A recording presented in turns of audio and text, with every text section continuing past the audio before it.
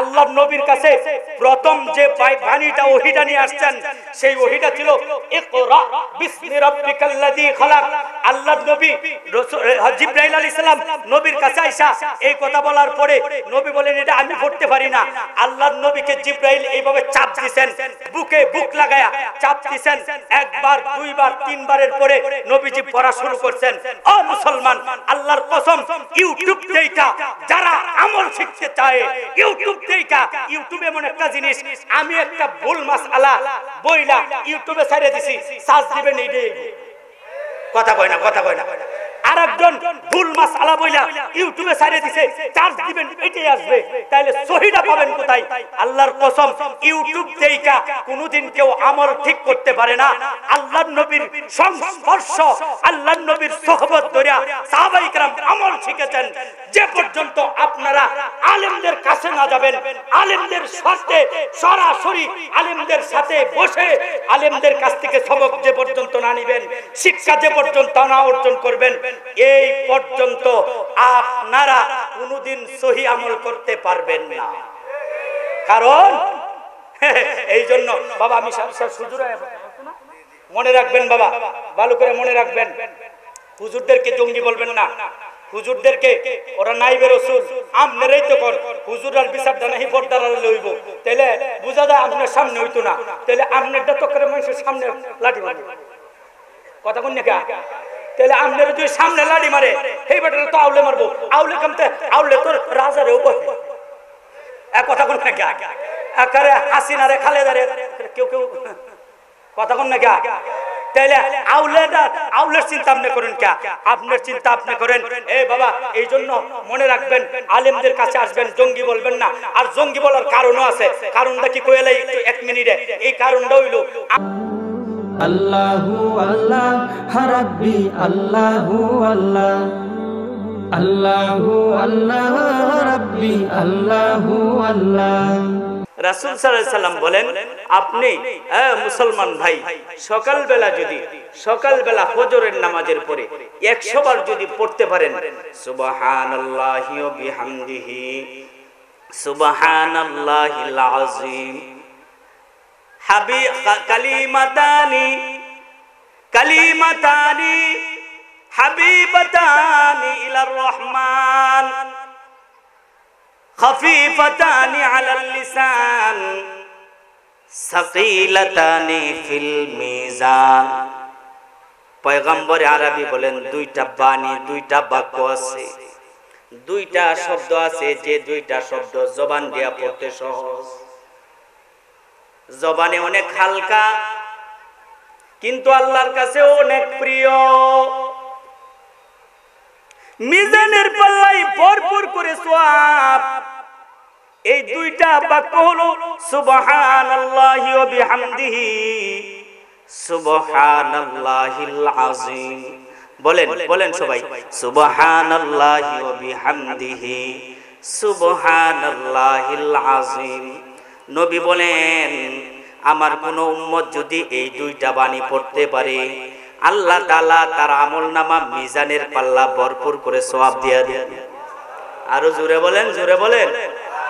আল্লাহর পয়গম্বর আরো বলেন, আমার কোন উম্মত যদি এই সুবহানাল্লাহি ওয়া বিহামদিহি সুবহানাল্লাহিল আযীম এই দুইটা শব্দ 100 বার পড়তে পারে, আমার ওই উম্মত যদি সাগরের ফেনা পরিমাণ গুনাহ করে থাকে, আল্লাহ তাআলা তার জীবনের সব গুনাহ খাতা মাফ করে দিবে।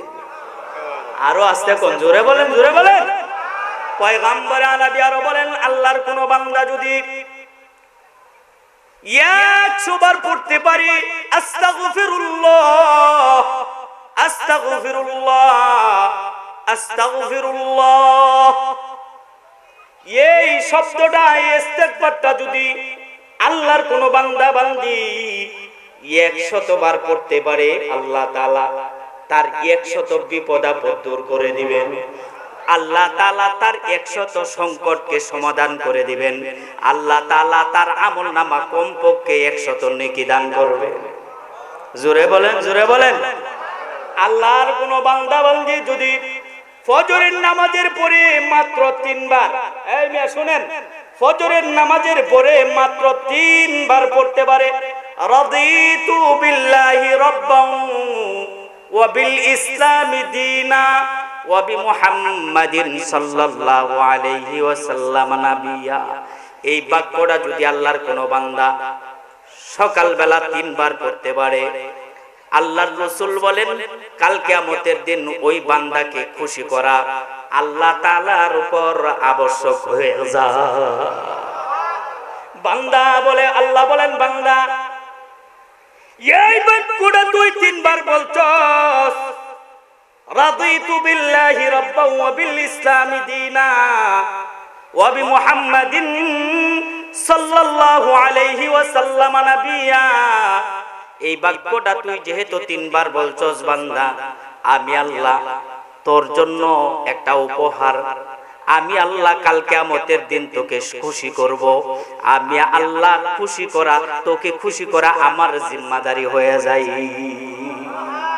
আরো জোরে কোন, আরে আল্লাহর কোন বান্দা যদি 100 বার পড়তে পারে সাল্লাল্লাহু আলাইহি সাল্লাম, পড়েন পড়েন, সাল্লাল্লাহু আলাইহি ওয়াসাল্লাম, সাল্লাল্লাহু আলাইহি ওয়াসাল্লাম, সাল্লাল্লাহু আলাইহি ওয়াসাল্লাম। আল্লাহর কোন বান্দা এই দুরূদটা যদি 100 বার পড়তে পারে, আল্লাহু আকবার, আল্লাহ তাআলা তার আমলনামায় 100 বছরের, আল্লাহ তার 100 বছরের গুনাহ maaf করে দেয়। আল্লাহ তাআলা তার আমলনামায় 100 বছরের ইবাদতের সওয়াব তার আমলনামা দান করেন। আল্লাহ তাআলা তার আমলনামা কমপক্ষে 1000 রহমত বরকত তার জন্য আল্লাহ নাজিল করে দেয়। এই মিয়া এই তাসবিহগুলো পড়বেন। আল্লাহর রাসূল আরো বলেন আল্লাহর কোন বান্দা যদি 100 বার পড়তে পারে, লা হাওলা ওয়ালা কুওয়াতা ইল্লা বিল্লাহ, পড়েন পড়েন, লা হাওলা ওয়ালা কুওয়াতা ইল্লা বিল্লাহ, লা হাওলা ওয়ালা কুওয়াতা ইল্লা বিল্লাহ, লা হাওলা ওয়ালা কুওয়াতা ইল্লা বিল্লাহ। আল্লাহর কোন বান্দা বান্দি 100 বার যদি পড়তে পারে, আল্লাহ তাআলা তার জীবনের যত অভাব অনটন আছে সব অভাব অনটন দূর করে দিবেন। আল্লাহ অল্প দিনেই তাকে ধনী বানায়া দিবে। সহজ না কঠিন? জোরে কোন। আচ্ছা, কুল হুয়াল্লাহর সূরাটা সহজ না কঠিন? আরো জোরে কোন। আল্লাহর পয়গম্বর বলেন শুনো, ইয়া আমার উম্মতের দল তোমরা শুনো, কোরআনে কারীমের মধ্যে ছোট্ট একটা সূরা আছে, এই সূরাটার নাম সূরা ইখলাস। কুল হুয়াল্লাহু আহাদ আল্লাহুস সামাদ লাম ইয়ালিদ ওয়া লাম ইউলাদ ওয়া লাম ইয়াকুল লাহু কুফুয়ান আহাদ। আল্লাহর নবী বলেন মাত্র 3 বার পড়বা। কয়বার? 3 বার যদি সকালবেলা আল্লাহর কোন বান্দা কুল হুয়াল্লাহর সূরাটা পড়তে পারে, আল্লাহ তাআলা সকাল বেলায় তার আমলনামা পুরা কোরআন শরীফ একবার খতম করলে যে সওয়াব হয়, আল্লাহ এক খতম কোরআন তেলাওয়াতের সওয়াব লেখা দেয়। আল্লাহর পয়গম্বর আরো বলেন শুনো, এ বান্দা খেয়াল করে শুনো, আল্লাহর কোন বান্দা বান্দি যদি কুলিয়া আইয়ুহাল কাফিরুন লা আ'বুদু মা তা'বুদুন, এই সূরাটা যদি কোনো বান্দা বান্দি মাত্র 4 বার পড়তে পারে, 4 বার, আল্লাহর নবী বলেন না আল্লাহ তার আমলনামা পুরা কোরআন শরীফ একবার খতম করলে যে সওয়াব হয়, এক খতম কোরআন তেলাওয়াতের সওয়াব আল্লাহ তার আমলনামা লিখে দেয়। আমরার কাছে অনেক সময় যায়, হুজুর আমার ভূতের বউয়েরে, আমার ছেলেটারে, আমার মেয়েটারে একটা তাবিজ দেন।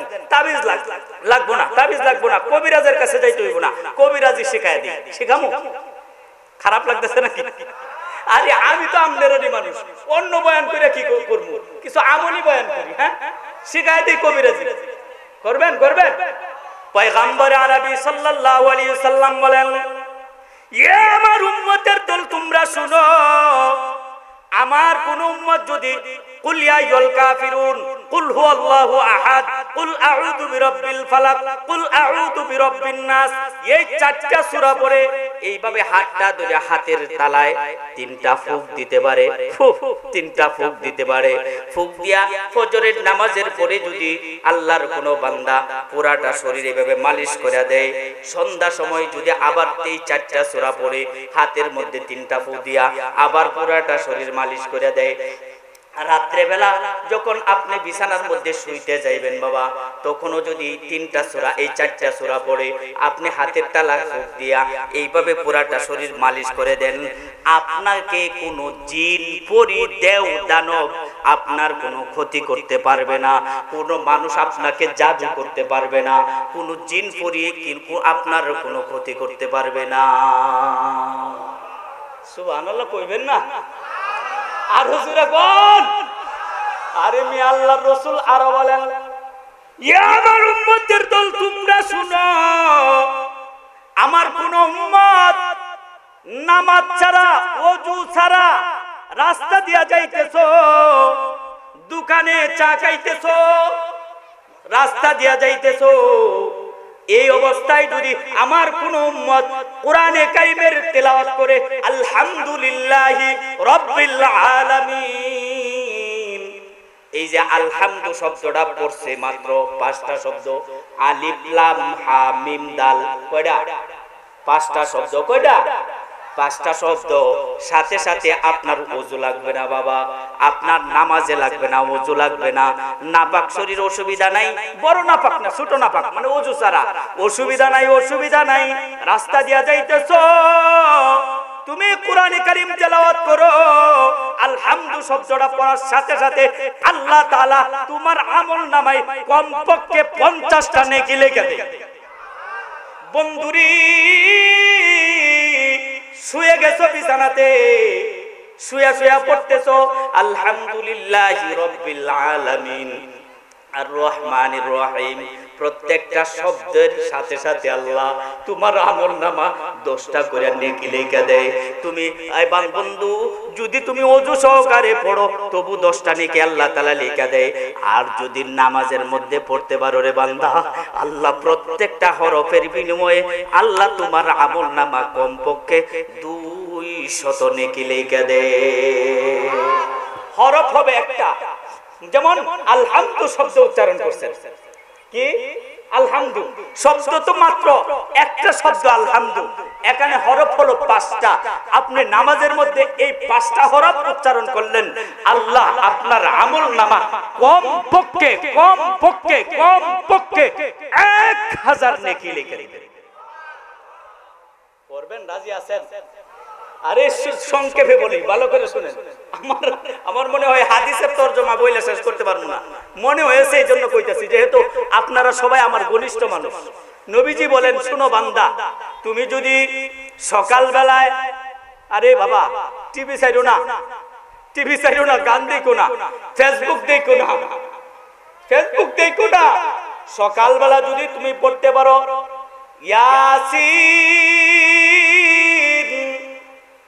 ওয়াল কুরআনিল হাকীম,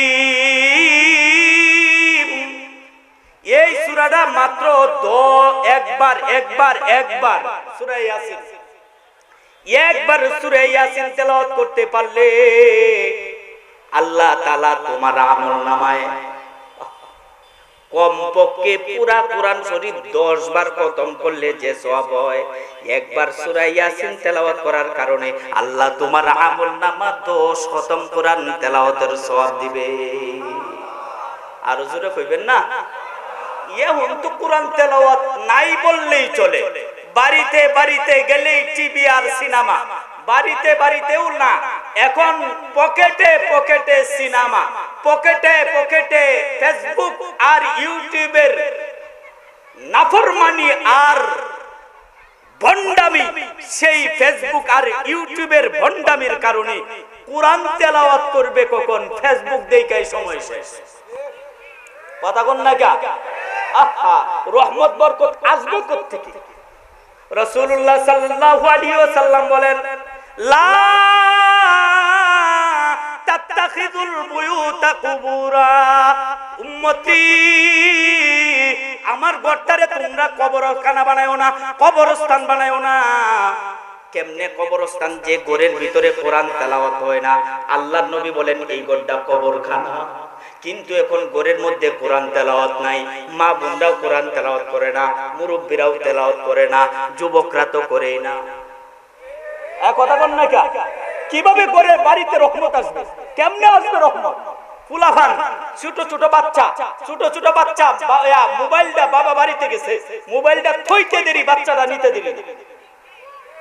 কথা বল না, এই যে মোবাইল দেখতেছে এখন মা কয়, বাচ্চা যখন কান্দে দেয় মা কয় আরে একটু দেখুক না ইউটিউবে, কিনা কয় টিকটক দেখে। কথা বল না, টিকটক দেখে আর টিভি দেখে, ফেসবুক দেখে। নাফরমান, এইটা না দেখা তুমি যদি সকালবেলা সন্ধ্যা সময় ঘুমানোর সময় তোমার ছেলেটাকে বলতা বাবা তুমি 3 বার কুল হুয়াল্লাহর সূরা পড়ো, এই ছোট্ট বাচ্চাটার জবান দিয়া 3 বার কুল হুয়াল্লাহর সূরাটা যদি উচ্চারণ করাইতে পারতা, এই বাচ্চা নাবালেগ, তার সওয়াবের দরকার নাই, তোমার আমলনামা কমপক্ষে 1 খতম কোরআন তেলাওয়াতের সওয়াব আল্লাহ দিয়ে দিবে। আস্তে আস্তে আসুন তেলাওয়াতের দিকে আসুন। এই জন্য আমি যে আয়াত তেলাওয়াত করেছি, এই আয়াতের সম্বন্ধে কি আর বলবো বাবা। আজকে এই মাহফিলে এখানে মানুষ নাই, মমতাজ বেগম আইলে কিন্তু মানুষ এই ছুটোর দরকার আছে না, বেগ ফিল সব ফিলের মধ্যে বইরে যাইত মানুষ। কথা কোন সওয়াব হইতো না গুনাহ হইতো? আর জোরে কোন, আরো জোরে কোন। যাত্রা গান হইলে এই যে মেয়েরা যে নাচতো, সব হইতো না গুনাহ হইতো? গুনাহ হইতো না। আর আলেমদের হাক্কানি আলেমদের চেহারার দিকে তাকায়া কুরআন হাদিসের আলোচনা শোনা মানে আল্লাহ তাআলা আপনার সগীরা গুনাহ maaf করে দিবেন। আরে শুধু তাই না, রাসূল বলেন যদি এটা আল্লাহকে খুশি করার জন্য হয়, বান্দা তুই আমার উম্মত একজন নাইবে রাসূলের সামনে বসছস, এটা নাইবে রাসূলের সামনে নয়, আমি নবীর সামনে হয়ে গেল। কেমন যেন আমি নবী, আর যে আমি নবীর সামনে বসবে স্বয়ং আল্লাহর সামনে সে বসবে। এখানে মানুষ কম কেন? এই দোকানদার ভাইয়েরা, কিছু সময়ের জন্য ব্যবসাটা কমান, পাঠায় দেন এদিকে। এই দোকানে যারা বসে আছেন শুনুন, এই দোকানদারি কিন্তু কাল কিয়ামতের দিন কোনো কাজে আসবে না, এই ব্যবসা কোনো কাজে আসবে না। জীবন ভরাই তো খাটায় দিতেছি আমরা দোকানপাটে, চায়ের স্টলে। কথা কও, একটু আসুন। আল্লাহ কোরআনে কারীমের মধ্যে কি বলেন জানেন? আল্লাহ ইয়াউমা ইয়াফিরুল মারউ মিন আখিহি ওয়া উম্মিহি ওয়া আবিহি ওয়া সাহিবাতিহি ওয়া বানি। আল্লাহর কোরআনে আল্লাহ বলেন আজকে যারা দোকানপাটে বসে আছো, রাস্তাঘাটে হাঁটতেছো, কোরআনের মাহফিলে আসতেছো না, ইয়া ভাই তুমি শুনো, আল্লাহ তাআলা বলেন কাল কিয়ামতের দিন কিন্তু তোমাকে কেউ চিনবে না। নিজের সন্তান মার কাছে যায় বলবে মা একটা আমল যদি হইতো তাহলে আমি ডান হাতে আমলনামা পাইতাম, মারি একটা আমল যদি আমার হইতো ফুলসিরাতের ফুল আমি পাড়ি দিতে পারতাম, মারি একটা আমল হইলেই আমি আল্লাহর জান্নাতে যাইতে পারতাম। মা আমি তোমার আদরের সন্তান, মা একটা আমল আমাকে দিয়ে দাও। সেই দিন মা বলবে চৌকান দূর হও, আমি তোকে চিনি না, আমার দুনিয়াতে বিয়েই হয় নাই, সন্তান কেমনে হবে। ভাই ভাইয়ের কাছে যাইলে ভাই বলবে আমি তোকে চিনি না, বন্ধু বন্ধুকে চিনবে না, ভাই ভাইকে চিনবে না, স্বামী স্ত্রীকে চিনবে না, স্ত্রী স্বামীকে চিনবে না। এই দিন আপনার আমার কাজে আসবে আপনার ঈমান আর আমল। এই যে এখানে বসছেন এইটা আমার আপনার কাজে আসবে। পয়গম্বর আরবি বলেন লা ইয়াকুদু কওমুন ইয়াযকুরুনাল্লাহ ইল্লা হাফাতুহুমুল মালায়েকা ওয়া গাশিয়াতুহুমুর রাহমা ওয়া নাযালাত আলাইহিমুস সাকিনা ওয়া যাকারাহুমুল্লাহু ফি মান ইনদা। এই যে মাহফিলে যারা বসছেন বাবা, আল্লাহর নবী বলেন এই যারা এখানে বসছেন আপনাদের চতুর্পাশে রহমতের ফেরেশতারা বেষ্টন করিয়া, রহমতের ফেরেশতারা ডানা বিছায়া আপনাদেরকে আপনাদের মাথার উপরে এরকম ভাবে ছাদের মতো ডানা বিছায়া রাখছেন, এবং আরো অনেক রহমতের ফেরেশতারা চতুর্দিকে বেষ্টন করে আকাশ পর্যন্ত ঠেক লাগে গেছে। এই ফেরেশতারা আল্লাহর কাছে বলেন আল্লাহ, আল্লাহর কাছে বলেন আল্লাহ এই যে ট্যাংরা পশ্চিম পাড়া মুন্সিবাড়ি মসজিদে তোমার বান্দারা তোমার কাছে মাপ চাইতেছে, তোমার কাছে বান্দারা তোমার কাছে জাহান্নাম থেকে মুক্তি চাইতেছে, তোমার বান্দারা তোমার কাছে জান্নাত চাইতেছে। আল্লাহ তাআলা বলেন, হে আমার ফেরেশতারা, আমার বান্দারা আমি আল্লাহকে দেখছে নাকি? ফেরেশতারা বলেন আল্লাহ দেখে নাই। এবার আল্লাহ বলেন আমার জান্নাত জাহান্নাম দেখছে নাকি? আল্লাহ বলেন, ফেরেশতারা বলেন আল্লাহ তোমার জান্নাত জাহান্নাম দেখে নাই। এবার আল্লাহ তাআলা ফেরেশতাদেরকে সাক্ষী রেখে বলেন, ফেরেশতারা রে, আমার বান্দারা আমি আল্লাহকে দেখে নাই, এরপরেও ওই মজলিসে এসে আমি আল্লাহর কাছে মাপ চাইতেছে। আমি আল্লাহ তোদেরকে সাক্ষী রেখে বলতেছি, আমার প্রত্যেকটা বান্দার জীবনের গুনাহ মাফ করে দিলাম। শুধু আমি আল্লাহ মাফ করে শেষ করলাম না, আমার বান্দাগুলোর নাম আমি আল্লাহ তাআলা জাহান্নামের লিস্ট থেকে কাইটা দিলাম। আমি আল্লাহ কাইটাই শেষ করলাম না, আমার প্রত্যেকটা বান্দার ঠিকানা, বান্দার নামটা জান্নাতের লিস্টে উঠায় দিলাম। এটা দামি মজলিস না? তাহলে কেন আজকে দোকানে, কেন আজকে রাস্তাঘাটে, কেন আজকে আড্ডা? আজকে তো আড্ডা মারার জায়গা, সময় না। চলে আসুন, এটা গুনাহ মাফের মাহফিল, গুনাহ মাফের মাহফিল, কোরআনের মাহফিল। এখন অনেকেই কয় ওয়াজ মাহফিলের কি দরকার? এই কথাটা যারা কয় এরা ডাইরেক্ট কোরআনের বিরোধিতা করেছে। কারণ কোরআনে কারীমের মধ্যে আল্লাহ বলেন, যাক্কির ফা ইন্না যিকরা তানফাউল মুমিনিন, আরে নসিহত করতে থাকো, ওয়াজ করতে থাকো, মুমিনের ফায়দা হবে। এই কথাটা আল্লাহু আকবার, আল্লাহর কোরআনে আল্লাহ বলেছেন। এখন এর যারা বলে যে এই মাহফিলগুলো করার কোনো ফায়দা নাই, এরা ডাইরেক্ট কোরআন বিরোধী কথা বলেছে। তওবা না করলে, নতুন করে কালমা পড়ে মুসলমান না হলে এরা ঈমানদারি থাকে না, বেঈমান হয়ে যায়। কোরআনের কথা, আমি কোরআনে কারীমের আয়াত তেলাওয়াত করেছি। এই আয়াতে আল্লাহ কি বলেন? ইয়া আইয়ুহাল্লাযীনা আমানুত্তাকুল্লাহ, হে ঈমানদারগণ তোমরা আল্লাহ তাআলাকে ভয় করো, হাক্কা তুকাতিহি, ভয় করার মতো ভয় করো, ওয়ালা তামুতুন্না ইল্লা ওয়া আনতুম মুসলিমুন, খাঁটি ইমানদার না হয়ে কবরে আইসো না। কে বলছেন? জোরে কর, খাঁটি মুসলমান না হয়ে কবরে আইসো না, খাঁটি মুসলমান হয়ে কিন্তু কবরে আইসো। এখন খাঁটি মুসলমান হয়ে আমরা যদি কবরে যাইতাম, তাহলে আমাদের দ্বারা কোনোদিন হারাম ভক্ষণ হতো না, আমাদের দ্বারা কোনোদিন হারাম কামাই উপার্জন হইতো না, আমাদের দ্বারা মিথ্যা কথা বের হইতো না, গীবত বের হইতো না, পরনিন্দা বের হইতো না, অহংকার বের হইতো না, হিংসা বের হইতো না। কথা বল না কে?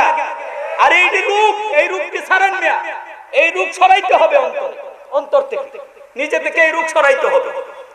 আপনি যদি খাঁটি আল্লাহওয়ালা হতে চান, যদি জান্নাতি হতে চান, ইমানদার হতে চান, আপনি যদি মুমিন হতে চান, নবী পাঁচটা মাপকাঠি দিয়েছেন। কয়টা? জোরে বলেন কয়টা? পাঁচটা মাপকাঠি দিয়েছেন। এই পাঁচটা মাপকাঠি অনুযায়ী যে বান্দা চলবে সেই বান্দাই আল্লাহর ওলি হয়ে যাবে। জোরে কোন, আরো জোরে কোন, আরে আস্তে কোন মিয়া, সুবহানাল্লাহ একবার বলছেন, সাথে সাথে জান্নাতে একটা গাছ হয়ে গেছে।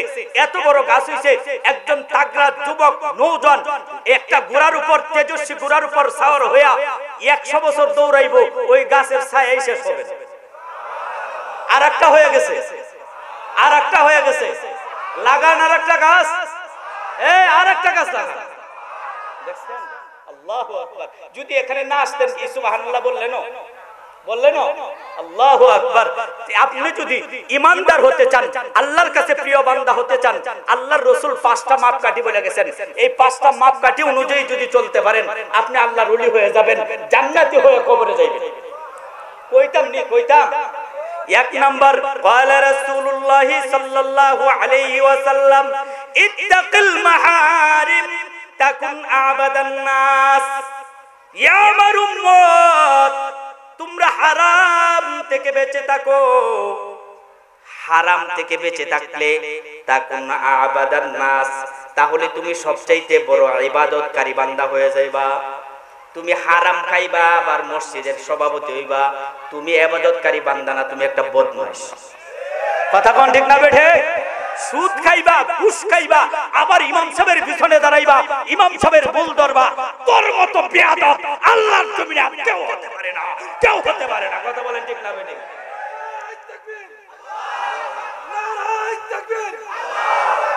ইসলামের শত্রুরা এক নাম্বার মাপকাঠি হলো আল্লাহ রাসূল বলে গেছেন ইত্তাকিল মাহারিম, হারাম থেকে তুমি বেঁচে থাকো। সুদ হালাল না হারাম? জোরে কর, আরো জোরে কর।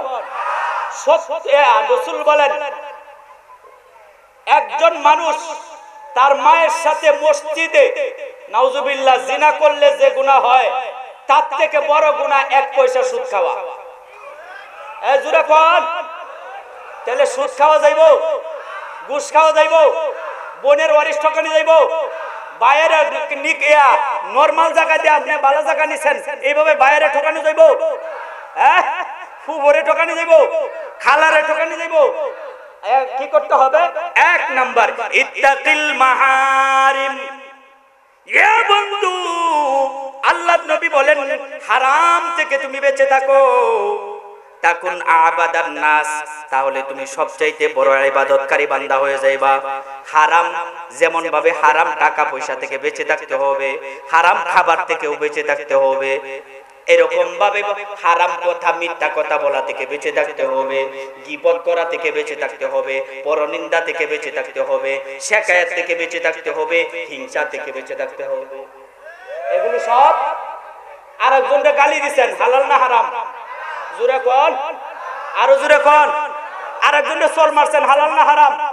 একজন গরিব মানুষ আছে এলাকার, এই মানুষটার বংশ বুনিয়াদ কেউ নাই, 2-4টা ভাই নাই, এলাকাতে প্রভাবশালী ব্যক্তি না, অন্য জায়গা থেকে আপনার এলাকার বাড়ি বানছে। এখন এই বেড়া গরিব, এই বেড়া ঠগা না, দোষ নাই, গেহরে মারে দিছেন থাপ্পড়, গেহরে মারে দিছেন ঘুষি। এলাকায় ভাড়া থাকে, ফ্যাক্টরিতে কাজ করে, এই বেড়া কই বেড়া দাঁতের আলিটি ফেলাইয়া দেন দরিয়া স্টাফরা কয়নি। হালাল না হারাম? জোরে কোন। কাউরে আঘাত করা হারাম না হারাম? হালাল না হারাম? কাউকে গালি দেওয়া জোরে কোন না? আচ্ছা, আরেক বেটা গরিব মানুষ ভিক্ষা করতেছে, ভিক্ষা করতেছিস কে? এইটারে আর গালি দিতেছে, হালাল না হারাম? জোরে কোন। এখন আমি আওয়ামী লীগের নেতা নাহলে বিএনপির নেতা, আমার তো পাওয়ার আছে, ওখানে আরেক বেটার জমি দখল, এই বেটার সঠিক জমিনটা দখল করে আরেক বেটার জ্বালছে, হালাল না হারাম? ফিডের চামড়া থাকতো না বদমাইশ, ফিডের চামড়া থাকতো না, কথা কর জোরে কোন, ঠিক না বেঠিক? 1 নাম্বার রাসূল বলেন তুমি হারাম থেকে বেঁচে থাকতে হবে, হারাম কামাই থেকে বেঁচে থাকতে হবে, হারাম খাবার থেকে বেঁচে থাকতে হবে, হারাম কথা থেকে বেঁচে থাকতে হবে। এখন মেয়ে একটা যাইতেছে, এই যে মেয়ের যে সাইজে বাবা গো বাবা, হালাল না হারাম? জোরে কোন। রাসূল বলেন জিনাল আইনিন নাজরু, রাসূল বলেন চোখের জিনা হলো খারাপ দৃষ্টিতে তাকানো। এখন শরীর থেকে যে চাইছে এখন আর খবর নাই, আল্লাহর কসম তুমি বাস্তব জিনা হইতেছে না, তোমার চোখের জিনা টিকে রেখেছে। হারাম হারাম। নবীজি বলেন 1 নম্বরে ইত্তাকিল মাহারিম। ইয়া আমার উম্মত তোমরা শুনো, 1 নম্বরে হারাম, হারাম থেকে বেঁচে থাকো। তাকুন আবাদান নাস, তাহলে তুমি সবচেয়ে বড় ইবাদতকারী বান্দা হয়ে যাইবা। তুমি 1000 বার হজ করছো, শত বার হজ করছো, মসজিদ কইরা দিছো, কোটি কোটি টাকা দান করছো, কিন্তু এক সুদ ছাড়ছো না, ঘুষ ছাড়ছো না, দুর্নীতি ছাড়ছো না, বোনের ওয়ারিশ ঠকানি ছাড়ছো না। আল্লাহর কসম, আল্লাহর কসম তুমি ইবাদত গুজার বান্দা হইলা না। কথা বলেন ঠিক না বেঠিক? রাগ করতেছেন নাকি? রাগ করুন না। 2 নাম্বার সংক্ষেপে বলতেছি, সময় মতো যাইতেছে গা, আমি আমার হাদিস পর্যন্ত যাইতাম না, সময় যাইতেছে গা। 2 নাম্বার নবীজি বলেন ওয়া আরদি বিমা কাসামাল্লাহু লাক, ওয়া আরদা বিমা কাসামাল্লাহু লাক তাকুন আগনান নাস। 2 নম্বরে তোমার ভাগ্যে আল্লাহ যেটা লেখছে, তোমার তকদিরে যা আছে এটার উপর তুমি সন্তুষ্ট থাকো, তাকুন আগনান নাস, তাহলে তুমি সবচাইতে ধনী হয়ে যাইবা। সুবহানাল্লাহ বলে। এখন আমার সামনে কয়, আমার সামনে কয় মরার আল্লাহ আমার এই কালি দেখলো, আমি তো কেউ ক্ষতি হচ্ছি না, অথচ ফজরের নামাজ পড়ছে না। কথা কোন না কে? এই ফজরের নামাজ পড়ছে না, হে ভালো কাম করছে না খারাপ কাম করছে? জোরে বল। এখন এই যে আল্লাহর যে মরার আল্লাহ কইছে, একই ঈমান আছে না বেঈমান হয়ে গেছে? কয় আল্লাহ খালি আমার এই দেখছে সব বিপদ আমার কিয়া, সব বিপদ আমার কিয়া, আমার এত অসুখ কিয়া, আমার ছেলে মেয়ে এত অসুখ কিয়া। আরে মিয়া তুমি যদি ধৈর্য ধারণ করতে পারতা এই অসুখের কারণে, এই বিপদের কারণে দুনিয়ার সব গুনাহ মাফ করে আল্লাহ তোমারে জান্নাত দিয়ে দিবে। এখন তুমি এক ভাই কোটি পাঁচতলার মালিক হয়ে গেছে, আর এক ভাই কুরের ঘরে আছে, সেই ভাই কয় বুঝলাম না আল্লাহ খালি হেরেই দে আমারে দিল না কে। আরে মিয়া তোমার বাইরে আল্লাহ দিয়া পরীক্ষা করতেছে, যদি এখানে হারাম তাইকা থাকে আল্লাহর কসম এই হারাম খায়া যত ইবাদতই করুক কোন ইবাদত কবুল হবে না। ছেলে মেয়েদেরকে হারাম খাওয়াবে, ছেলে মেয়েদের ইবাদত কবুল হবে না। এই জন্য তুমি যে হালাল খাইতেছো, পাঁচতলা না কুরের ঘরে আসো, এই উসিলায় আল্লাহ তোমারে জান্নাত দিয়ে দিতে পারে। তাহলে 2 নাম্বার আরদা বিমা কাসামাল্লাহু লাক তাকুন আগনান নাস। আল্লাহর পয়গম্বর বলেন তোমার তাকদীরে আল্লাহ যা লিখে রাখছেন এটার উপর সন্তুষ্ট থাকো, তাহলে তুমি সবচাইতে ধনী ব্যক্তি হয়ে যাইবা। কথা বলেন ঠিক না বেটি? এই মিয়া শুনেন, ফ্যাক্টরির মালিক, আরে বাবা রে বাবা 1000 মানুষে স্যার স্যার স্যার সালাম তো এখন কিভাবে সালাম দেয়, এইভাবে ঠ্যাং দিয়ে সালাম দেয়। কথা বল না কে? আর একবার দেখি আর একটা এইভাবে ফুটকির মধ্যে ফিসার মধ্যে থাপ্পড় মারছে। কথা বলে না। আর একবার দেখি ফিসার মধ্যে থাপ্পড় দেয়, খাও এইভাবে। এটা কোন ধরনের সালাম? এই সালাম এটা হারাম, নাজায়েজ। ইহুদি খ্রিস্টানদের সালাম। মুসলমানের সালাম হলো আসসালামু আলাইকুম। কোন কোন কোন? আরে আলিফটা সুন্দর করিয়া। এখন বর্তমান যুগে কি কইতাম, আমার বয়ান লম্বা হয়ে যা আর এক ঝামেলা।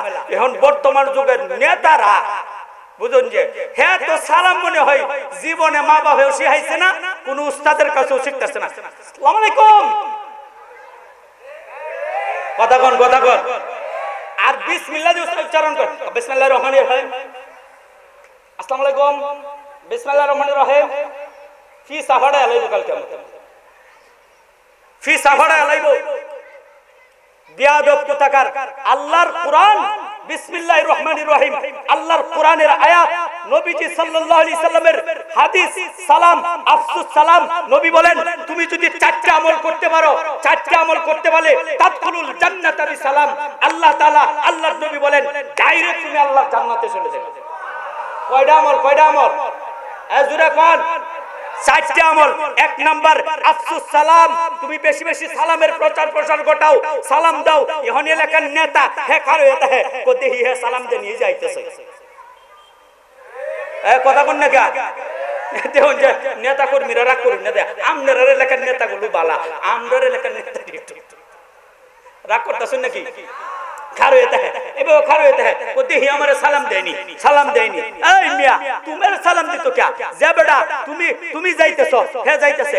আবার এবার এলাকার একটা ছেলেরে ভাইছে, হে যাইতেছে আইটা, হে ছেলেরে ভাইছে দাঁড়ানো, ছেলে যে সালাম দিল না, ও দেখুন অমুকের ভোটটা কত বড় বিয়াদব, আমারে দেখলো সালাম দিল না, এত বড় বিয়াদব। এই কথা কইয়া একেবারে সেরার বিরুদ্ধে অ্যাকশন নিতে চায়। আমি বলি সালামের সুন্নত তরিকা জানোস বেটা? কিসের নেতা সাজ্জত? দিদাসি রাহো রাহো। এই সালামের সুন্নত তরিকা কি? রাসূল সাল্লাল্লাহু আলাইহি সাল্লাম, এই নবীজির চাইতে দুনিয়াতে কোন নেতা আছে? কথা কোন? নবীজি মুহাম্মদুর রাসূলুল্লাহ শুধু নবী না, দুনিয়া এবং আখিরাতের, দুনিয়া এবং আখিরাতের নেতা আমার আপনার নবী মুহাম্মদুর রাসূলুল্লাহ। যারাই মুহাম্মদুর রাসূলুল্লাহকে নেতা মানবে আল্লাহর নবীর সাথে তারা আল্লাহর জান্নাতে থাকবে। এই নেতাকে জোরে কর, আরো জোরে কর।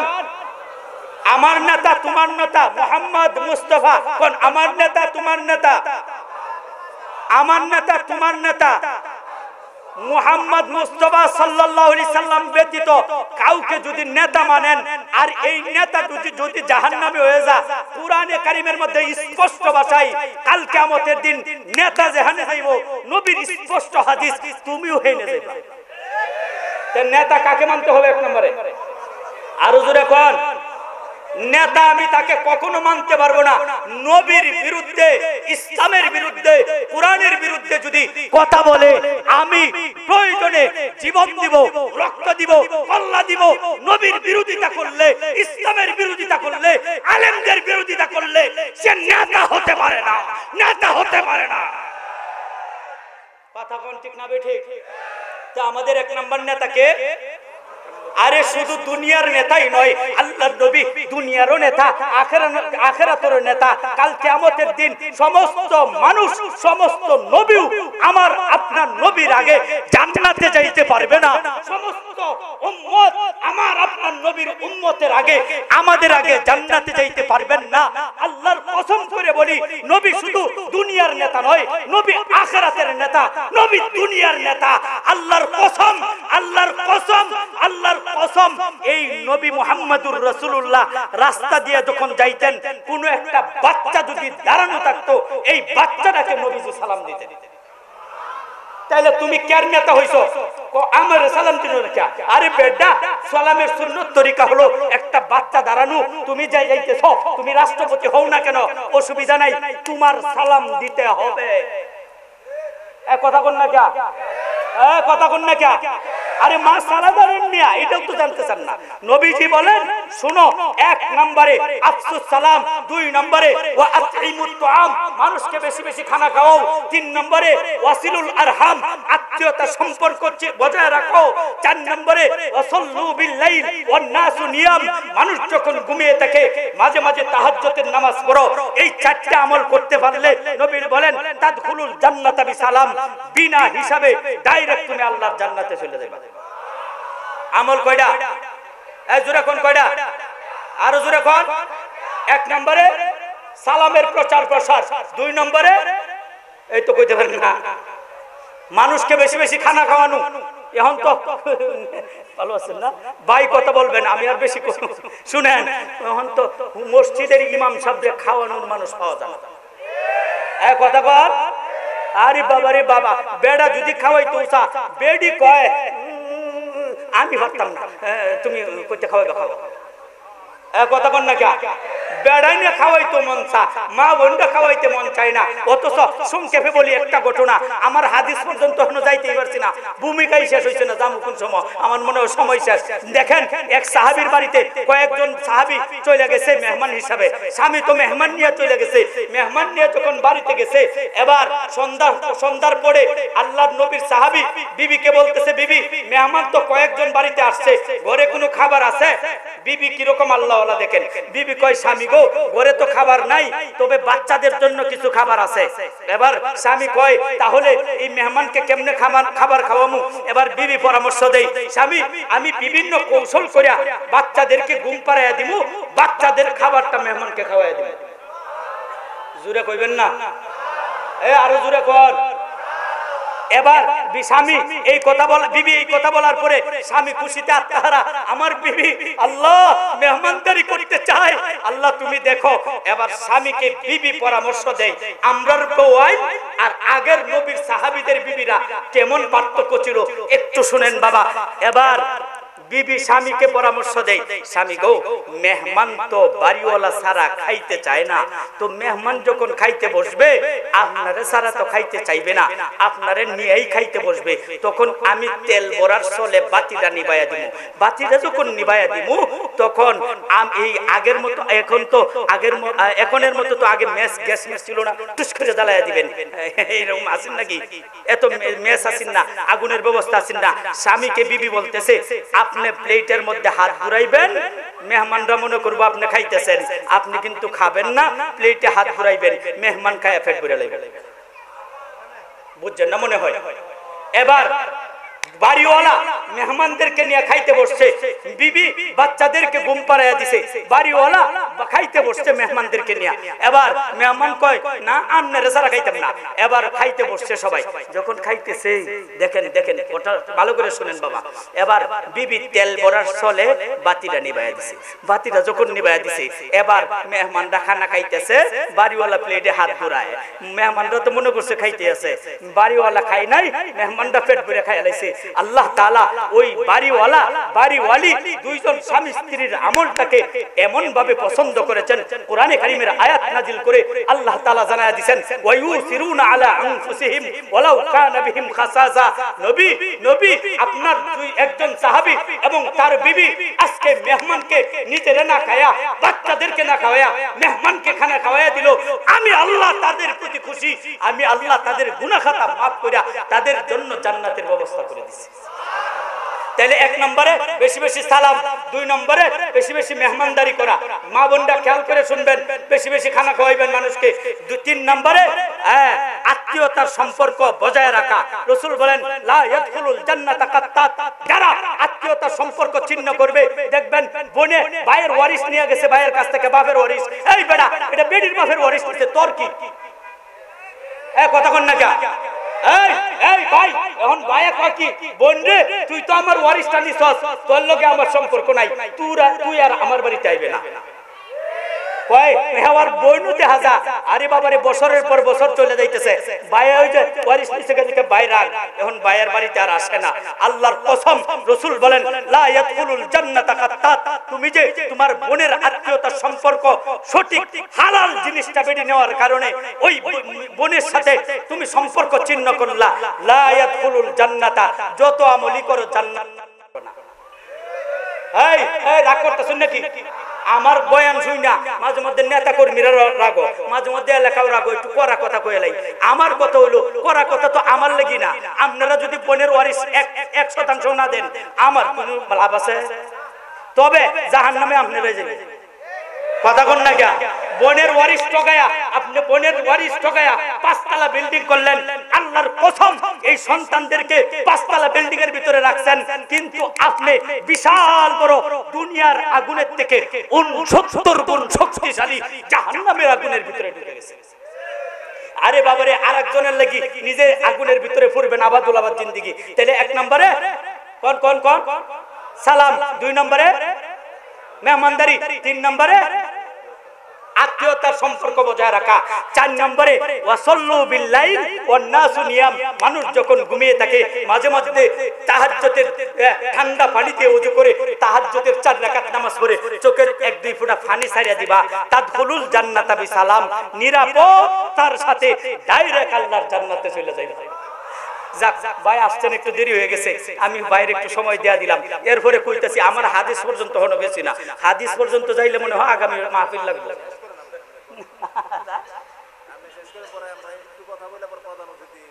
আচ্ছা ভাই কইতেছে শেষ করে লাইতাম, তাইলে সালাম কি ভালো করে দিবেন তো? বিসমিল্লাহির রহমানির রহিম কইবেন, আসসালামু আলাইকুম কইবেন, এই কথা কোন।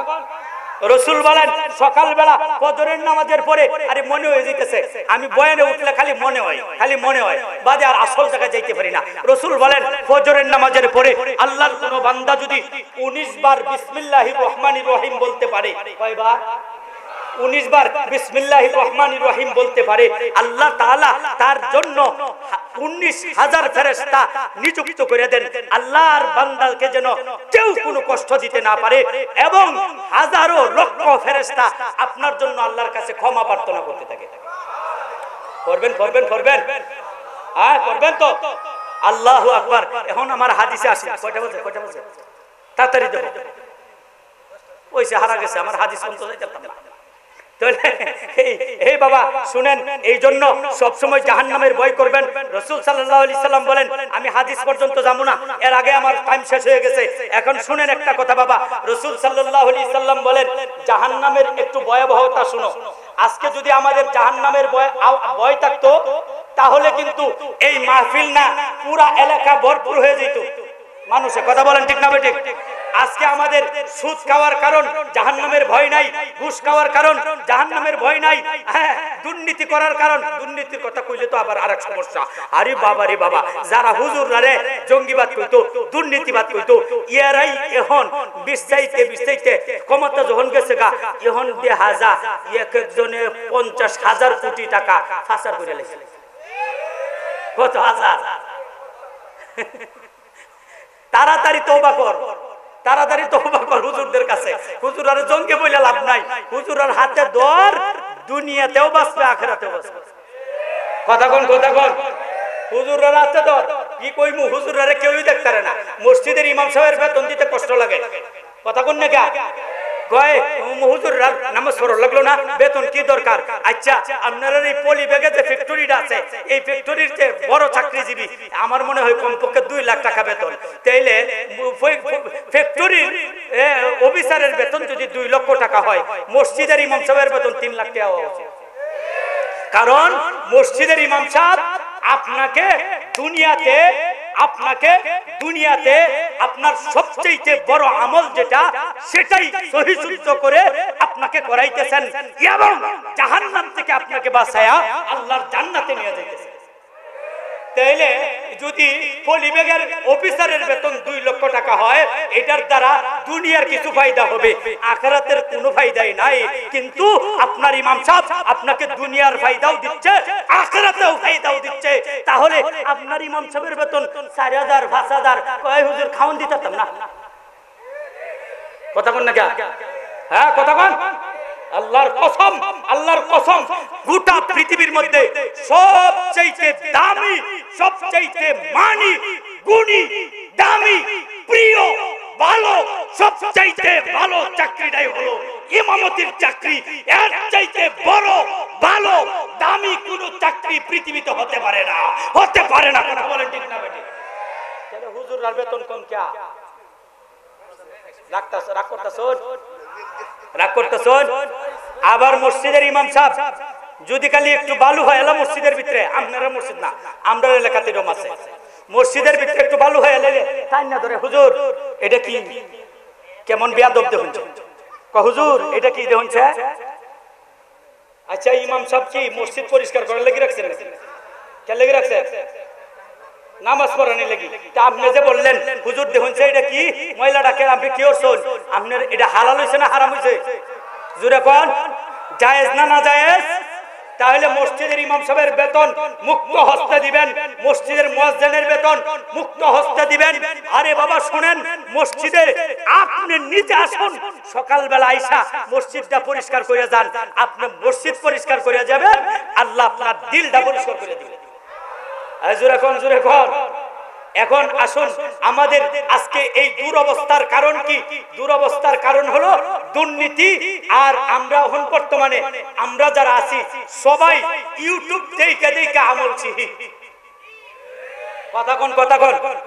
আচ্ছা আমি আপনাদেরকে প্রশ্ন করি, আল্লাহর নবীর কাছে প্রথম যে বাণীটা ওহীটা নিয়ে আসছেন, সেই ওহীটা ছিল ইকরা বিসমি রাব্বিকাল্লাযী খালাক। আল্লাহর নবী জিবরাইল আলাইহিস সালাম নবীর কাছে আইসা এই কথা বলার পরে নবী বলেন এটা আমি পড়তে পারি না। আল্লাহর নবীকে জিবরাইল এইভাবে চাপ দিবেন, বুকে বুক লাগায়া চাপ দিবেন, একবার দুইবার তিনবারের পরে নবীজি পড়া শুরু করছেন। ও মুসলমান, আল্লাহর কসম, ইউটিউব দেখা যারা আমল শিখতে চায়, ইউটিউব দেখা, ইউটিউব এমন একটা জিনিস, আমি একটা ভুল মাসআলা বইলা ইউটিউবে ছেড়ে দিছি, সার্চ দিবেন এইটাই। কথা কয় না। আরেকজন ভুল মাসআলা বইলা ইউটিউবে ছেড়ে দিছে, সার্চ দিবেন এটাই আসবে। তাইলে সহিহটা পাবেন কোথায়? আল্লাহর কসম, ইউটিউব দেখা কোনোদিন কেউ আমল ঠিক করতে পারে না। আল্লাহর নবীর সংস্পর্শ, আল্লাহর নবীর সোহবত ধরে সাহাবায়ে কেরাম আমল শিখেছেন। যে পর্যন্ত আপনারা আলেমদের কাছে না যাবেন, আলেমদের সাথে সরাসরি আলেমদের সাথে বসে আলেমদের কাছ থেকে সবক যে পর্যন্ত না নিবেন, শিক্ষা যে পর্যন্ত না অর্জন করবেন, এই পর্যন্ত আপনারা কোনোদিন সহি আমল করতে পারবেন না। কারণ এই জন্য বাবা আমি মনে রাখবেন, বাবা ভালো করে মনে রাখবেন, হুজুরদেরকে জঙ্গি বলবেন না।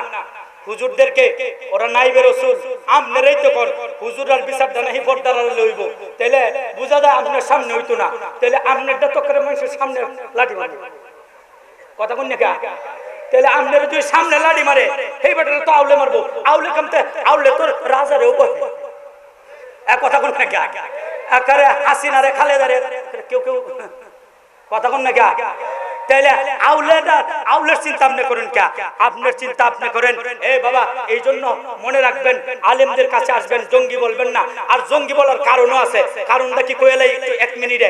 এই কারণটা হইল, আমরা দেখছি পরিমণি বাসার মধ্যে পুলিশে তল্লাশি দিছে। তল্লাশি দেওয়ার পরে মদের বড় বড় বার পাইছে। কথা কোন না কে? আচ্ছা, পরিমণি কি ফাতেমার মতো, মা ফাতেমার মতো? হ্যাঁ, পরিমণির বাসায় মদের বার পাইছে। পরিমণিরে এইভাবে হাতে ধরে, হুজুরে ভাই বেয়াদবি মাফ করেন, যে এইভাবে পুলিশে ইনজা হাতে ধরছে, আর ইনজা হাতে ধরছে, দইরা আরেক পুলিশে ইনজা ধরছে, দুই হাতে দইরা একেবারে বউয়ের মতো আদালতে উঠাইছে। আর হুজুররা একেবারে হাতের মধ্যে রশি লাগায়া ছাগলের মতো টাইনা টাইনা হাতে নিছে। হাতে ধরে না, হুজুররা ছাগলের মতো টাইনা টাইনা আদালতে নিছে। হুজুররা ছাগলের মতো টাইনা টাইনা রশি লাগায়া আদালতে নেয়, আর ফণিমণি নেয় হাতে ধরে বউয়ের মতো আদালতে নেয়। এই জন্যই এই ধরনের অধপতন। আল্লাহর কসম করে বলি, যারা আলেমদের সাথে অতীতে ফেরাউন নবীর সাথে বেয়াদবি করেছিল, ফেরাউন ধ্বংস হয়েছে। আবু জাহেল নবীর সাথে বেয়াদবি করেছিল, আবু জাহেল ধ্বংস হয়েছে। সাজ্জাদ নবীর সাথে বেয়াদবি করেছিল, ধ্বংস হয়েছে। ফেরাউন, সাজ্জাদ, আবু জাহেল এরা নবীদের সাথে বেয়াদবি করার কারণে ধ্বংস হয়েছে। অতীতেও গত কিছুদিন আগে আলেমদের সাথে বেয়াদবি করার কারণে অধপতন, পালিয়ে যেতে বাধ্য হয়েছে। ভবিষ্যতে কেউ যদি আলেমের সাথে বেয়াদবি করে, তাদেরও অতীতের সময় আওয়ামী লীগ যেমন অবস্থা হয়েছে, ভবিষ্যতে যারা ক্ষমতায় আসবে আলেমদের সাথে দুর্ব্যবহার করলে তাদেরও এরকম ভাবে পালাতে বাধ্য হবে, পালাতে বাধ্য হবে।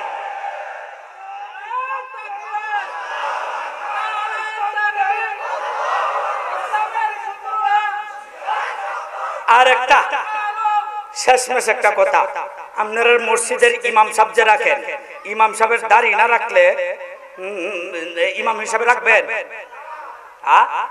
क्या দাড়ি লাগতো? কথা কোন না? ইমাম সাহেব নামাজ পড়ার টুপি মাথায় দেয় না, রাখবেন? আর একবার ফ্যান সাত পড়া ইমামতি করেছে, আল্লাহু আকবার, এখন কি করবেন? রাখবেন? রাখতেন না তো?